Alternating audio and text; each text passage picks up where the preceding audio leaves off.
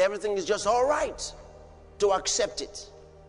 The world is sickness friendly, poverty friendly, disease friendly. Why they're trying to fight it. But if you want to be successful, you want to be healthy, you want to be prosperous, then you're trying to ask for something that the world is not perfectly fitted for.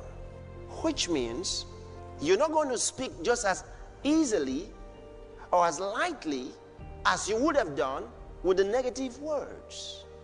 You would now have to speak in such a way that your whole nature accepts it to release it. Hear this. Words are forces. Words are things. They set up a force field that can affect the environment in which they are spoken. They can get weaker and they can get stronger. The more you speak them, believe in them, and act in your faith about them, the more powerful they are, the more effective they are. And you have to sustain the power of those words by your faith. So you cannot say today, I have the health of God in me, I'm a success in the name of Jesus, and then tomorrow morning you say, I can't understand why the whole world is like this now. It looks like I'm getting sick. It looks like I'm going to fail. You can't say that. Now, if you say that, the positive one you spoke yesterday will not work.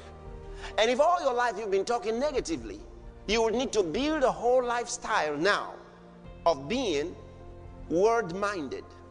So it's not something that you know, sometimes you talk to people like this and then they say, well, I've tried it, I've been doing it for 1 week and it hasn't worked. Look, you've built your whole life. Imagine if you're 45 years old. You've built your last 40 years in a negative life, and you expect that in the last 6 months you should clear up all the negative infrastructure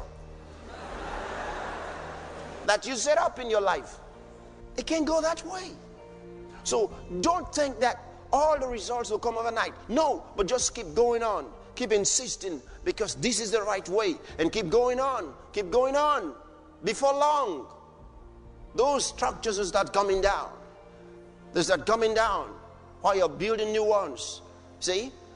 But if you try 2 weeks or 2 months and then give up and become confusing, you can deceive your spirit. Oh boy. See, when you were born again, failure was removed from your life.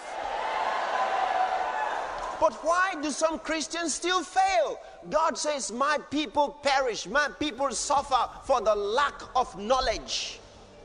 They don't understand. That's why they suffer. I don't fail. I'm a success. And let me tell you something. You know, you could just be sitting in front of me now and say, well, but I just failed the jam. Or, oh yeah, or maybe you had a professional exam and you failed that one. Say, but, well, I just failed that one. That's man rating you. You've got to understand that. That's got nothing to do with the rest of your life. You could have a D in class. You could even have an F in class. But don't you have a D in life? I mean, you can have a D in class and still become the most successful person in that class. Come on, how many professors are a success in life? How many? There are too few of them. Paul said to Timothy, let no man despise thy youth. And we ought to see ourselves with the eyes with which God sees us. You may be dressed in rags, but let them be neat. Never envy anybody. Nobody in this world was ever like you. Of all that God ever made, nobody was ever like you. And today, over 5 billion people on the face of the earth, nobody is like you. And nobody will ever be like you. You're absolutely unique.